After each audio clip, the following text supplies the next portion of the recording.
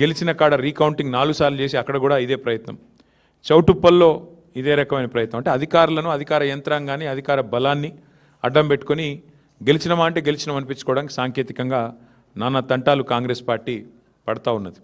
అయినప్పటికీ నాకున్న ఇన్ఫర్మేషన్ ప్రకారం మొత్తం 117 మొత్తం పట్టణాల్లో జరిగిన ఈ ఎన్నికల్లో మాకు ప్రత్యక్షంగా డైరెక్ట్గానే అంటే ఎవరి అవసరం లేకుండా నేరుగా దాదాపు 15 నుంచి 16 నేరుగా గెలుస్తున్నాము.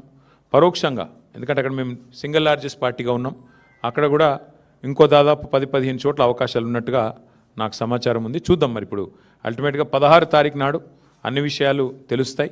అయితే ఇక్కడ ఒక్క విషయం మాత్రం చెప్పాలి. నిన్ననే మా శ్రీనివాస్ యాదవ్ గారు నిన్ననే చెప్పారు, 2020లో ఆనాడు మున్సిపల్ ఎన్నికలు జరిగితే మొత్తం 130 మేయర్లకు, చైర్పర్సన్లకు ఆ రోజు మున్సిపల్ ఎన్నికలు జరిగినాయి.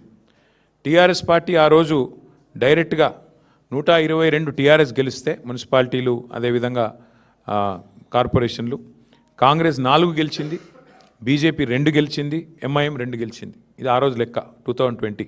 మరి ఈరోజు ఇప్పుడే నేను మేము ముందు పెడుతున్న లెక్క చూస్తే ప్రత్యక్షంగా డైరెక్ట్గా మేము ఇప్పుడు 15 పైన గెలవబోతూ ఉన్నాము. దాంతోపాటు పరోక్షంగా అంటే మేము సింగిల్ లార్జెస్ట్ పార్టీగా ఉన్న కాడ మరి దాదాపు మరో 10-15 చోట్ల మాకు చాయిస్ ఉంది, అవకాశం ఉంది. కాబట్టి ఓవరాల్గా చూసుకుంటే 117లో డెఫినెట్గా మంచి ఫలితాలు వచ్చినట్టుగానే మేము భావిస్తూ ఉన్నాం. అయితే సరే, ఇక డబ్బు, మద్యము, అధికార యంత్రాంగ దుర్వినియోగము ఇవన్నీ కూడా తారాస్థాయికి చేరినాయి. చూస్తూ ఉన్నారు, మీరు కూడా చూస్తున్నారు. ఇప్పుడు మీరు కూడా టీవీలలో మీరు కూడా స్క్రోలింగ్లు ఇచ్చారు, మీరు కూడా వీడియోలు ఇచ్చారు. చాలా చోట్ల మరి పెద్ద ఎత్తున విస్తృతంగా అధికార దుర్వినియోగం కూడా జరిగింది. అయినప్పటికీ ఓటర్లు మాత్రం భయపడకుండా బయటకు వచ్చి ఓటేసినందుకు వారికి కూడా మేము ధన్యవాదాలు చెప్తా ఉన్నాం. సరే, అక్రమాల ద్వారా ఇక మొదలుపెట్టినారు ఆల్రెడీ. బేరాలు, బేరసారాలు, ఎత్తుకుపోవడాలు, పోలీసులను పంపించి బెదిరించడాలు ఇవన్నీ మొదలైనవి ఆల్రెడీ రాష్ట్ర వ్యాప్తంగా. ఎట్లా గెలిచిన దాన్ని, మా దగ్గర గెలిచిన దాన్ని కూడా లాక్కునే ప్రయత్నం కూడా చేస్తూ ఉన్నారు. అయినా కూడా పర్వాలేదు, కొట్లాడతాం.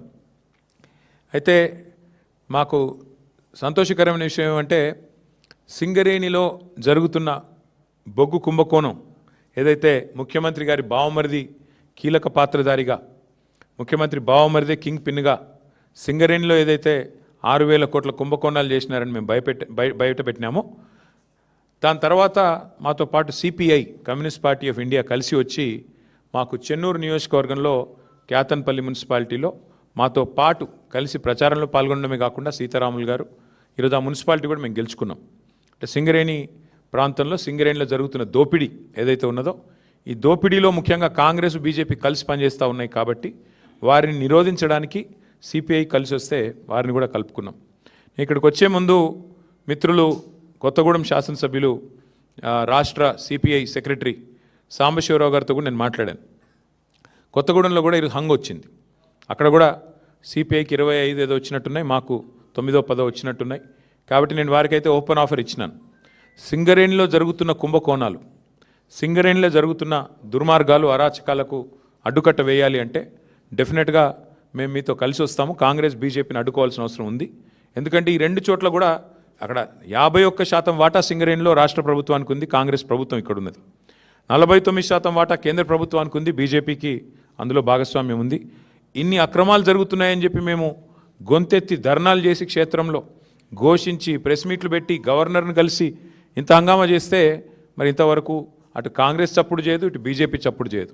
అందుకే మిత్రులు సిపిఐ రాష్ట్ర సెక్రటరీ మరి సాంబశివరావు గారికి నేను ఫోన్ చేసి చెప్పాను, మీరు కనుక తీసుకోవాలనుకుంటే కొత్తగూడెం కార్పొరేషన్ మీరు తీసుకోండి, మేము మద్దతు ఇస్తాం ఓపెన్గా అని చెప్పి కూడా వారికి చెప్పడం జరిగింది. ప్యూర్లీ ఒకటే ఉద్దేశం, సింగరేణిలో జరుగుతున్న దోపిడీని, సింగరేణి కేంద్రంగా ఉన్న కొత్తగూడెంలో తప్పకుండా అక్కడ మరి కాంగ్రెస్, బీజేపీని ఎండగట్టాలన్న ఉద్దేశంతోనే ఈ ఆఫర్ కూడా మేము ఇచ్చాము.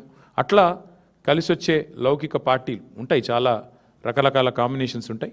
ఇవన్నీ కూడా చూసిన తర్వాత మేమైతే డెఫినెట్గా గట్టిగా పోరాడినాము. గట్టిగా క్షేత్రస్థాయిలో మా నాయకులు, మా కార్యకర్తలు కూడా బలంగా కొట్లాడారు. మంచి భవిష్యత్తు ఉంది అనడానికి. అట్లాగే ఈరోజు మరి ప్రధాన ప్రత్యామ్నాయం, ప్రధాన ప్రతిపక్షమే ఈ రాష్ట్రంలో. కాంగ్రెస్తో పోరాడగలిగిన శక్తి, కాంగ్రెస్ను గద్దెదించే శక్తి, బీజేపీని నిరోధించే శక్తి ఖచ్చితంగా బీఆర్ఎస్కు మాత్రమే ఉంది అని మొన్న పల్లెల్లో జరిగిన ఎన్నికలు, ఇవాళ పట్టణంలో జరిగిన ఎన్నికలు తేల్చి చెప్పాయి. పల్లెల్లో 4000 పైచిలకు సర్పంచులు గెలిపించారు ప్రజలు. మరి అట్లాగే పట్టణంలో కూడా ఇది చూస్తే దాదాపు 730 740 వార్డులు గెలిచి అక్కడ ఇక్కడ 2 చోట్ల కూడా ప్రధాన ప్రతిపక్షం కేవలం బీఆర్ఎస్ మాత్రమే, పోరాడే సత్తా ఉన్న పార్టీ బీఆర్ఎస్ మాత్రమే. 2 పార్టీలు, ఒకటి ఢిల్లీలో అధికారంలో ఉంది, ఇంకోటి రెండోది రాష్ట్రంలో అధికారంలో ఉంది. కానీ ఈ 2 పార్టీలు ఉన్నప్పటికీ, ఎన్ని రకాల కుయుక్తులు పనినప్పటికీ బీఆర్ఎస్ఏ, కేసీఆర్ గారి నాయకత్వమే ఈ రాష్ట్రానికి శ్రీరామ రక్ష అని చెప్పి మళ్ళీ ఒకసారి అటు పల్లెల్లో ఇటు పట్టణంలో ప్రజలు తేల్చినట్టయింది. మరి ఇదే ఉత్సాహంతో రేపు హైదరాబాద్ కార్పొరేషన్ కానీ, మిగతా కార్పొరేషన్ వరంగల్, ఖమ్మం కానీ, అట్లాగే జిల్లా పరిషత్ ఎన్నికలు పెడితే వాటిలో కానీ ఇదే ఉత్సాహంతో ముందుకు పోతాం. డెఫినెట్గా ఎక్కడెక్కడైతే ఈ దుర్మార్గాలు, అరాచకాలు జరిగినాయో వీటిని వదిలిపెట్టం. అవసరమైతే వాటి మీద న్యాయ పోరాటం చేయడం, వాటి మీద ఇంకా ఎట్లాంటి వ్యూహాలు అవలంబించాలో అవన్నీ కూడా పార్టీలో చర్చించి నిర్ణయం తీసుకుంటాం. కానీ మళ్ళొకసారి మా కార్యకర్తలకి, నాయకులకి, మాకు సపోర్ట్ చేసిన ప్రజలకి, మాకు ఓటేసిన ప్రజలకి చాలా స్వల్పమైన తేడాతో ఓడిపోయాం. కొన్ని చోట్ల 1 ఓటుతో, అర ఓటుతో ఇట్లా రకరకాలుగా జరిగినాయి. అక్కడ కూడా ఓడిపోయిన వాళ్ళు కూడా ఎవరు నిరాశ పడవద్దని, బేజారు కావద్దని చెప్పి కూడా వారికి కూడా విజ్ఞప్తి చేస్తూ మీకు కూడా మళ్ళొకసారి ధన్యవాదాలు.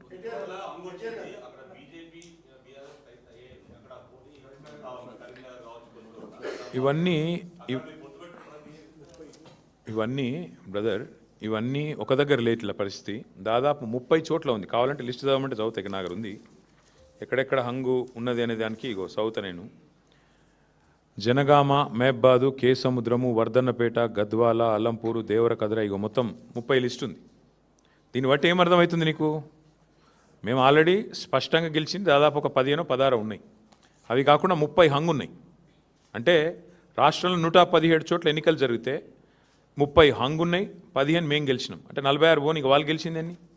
కాబట్టి నేనేమంటున్నా అంటే ఇక్కడ ఏ వైఖరి అవలంబించాలి, మా పెద్దలు, మా పార్టీ అధ్యక్షులు కేసీఆర్ గారితో కూడా మాట్లాడతాం. అట్లే స్థానిక నాయకత్వ మనోభావాలు కూడా మేము, ఎందుకంటే స్థానిక ఎన్నిక, స్థానిక నాయకుల మనోభావాలు, స్థానికంగా ఏం పరిస్థితులు ఉన్నాయి అవి కూడా బేరీ చేసుకున్నాక నిర్ణయం తీసుకుంటాం. ఇంకా 2 డేస్ టైం ఉంది కాబట్టి ఆలోచించి నిర్ణయం తీసుకుంటాము. ఇప్పుడు నేను ఓపెన్గా చెప్పాను, కొత్తగూడెంలో కాంగ్రెస్, బీజేపీ 2 కలిసి సింగరేణికి అన్యాయం చేస్తున్నాయి. ఇందులో వేరే ఉద్దేశం ఏం లేదు, మాకు రాజకీయపరమైన ఉద్దేశం, ఎజెండా ఏం లేదు. సింగరేణిని 2 జాతీయ పార్టీలు గొంతు కోస్తున్నాయి. ఇవాళ కాంగ్రెస్ దోపిడీ చేస్తుంటే బీజేపీ ఎందుకు మౌనంగా ఉంటుందని మేము అడుగుతున్నాము. ఆధారాలతో ఆధార సహితంగా మేము స్పష్టంగా కుంభకోణం జరిగిందని బయటపెడితే ఎందుకు బీజేపీ ఉపేక్షిస్తున్నది? ఎందుకు రేవంత్ రెడ్డిని కాపాడుతున్నది? రేవంత్ రెడ్డి బావమరిదే కింగ్ పిన్గా ఇంత పెద్ద కుంభకోణం నడుస్తుంటే భారతీయ జనతా పార్టీ ప్రభుత్వం ఎందుకు అడ్డుకుంటున్నది? ఎందుకు అడ్డుకోలేకపోతున్నది? ఎందుకు కాపాడుతున్నది కాంగ్రెస్ అరాచకాలని అనేది మా ప్రధాన ప్రశ్న. అందుకే సిపిఐ నాయకత్వానికి నేను అందుకే ఓపెన్గా చెప్తా ఉన్నా, ఇలాంటి ప్రత్యేకమైన పరిస్థితులు ఉంటాయి అక్కడక్కడ. దాన్ని బట్టి మరి మా పెద్దలతో చర్చించి, పార్టీలో చర్చించిన తర్వాత స్థానిక నాయకత్వ మనోభావాలు దృష్టిలో పెట్టుకుని నిర్ణయం తీసుకుంటాం.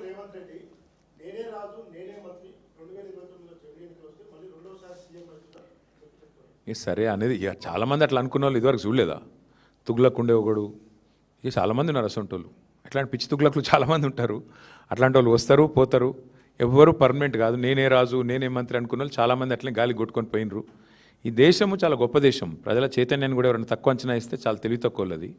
ఈ దేశంలో ఇందిరాగాంధీ గారు ఓడిపోయినారు, ఎన్టీ రామారావు గారు ఓడిపోయారు, కేసీఆర్ లాంటి తెలంగాణ తెచ్చిన నాయకుడు కూడా మన కామారెడ్డిలో దురదృష్టవశాత్తు ఓటమి పాలయ్యారు. సరే రేవంత్ రెడ్డి గారు అక్కడ 3rd వచ్చారు, అది వేరే విషయం అనుకో. కానీ పాయింట్ ఏంటంటే ఈ దేశంలో అట్లా రేవంత్ రెడ్డి లాగా విర్రవీగిన వాళ్ళు, నేనే రాజు, నేనే మంత్రి అన్న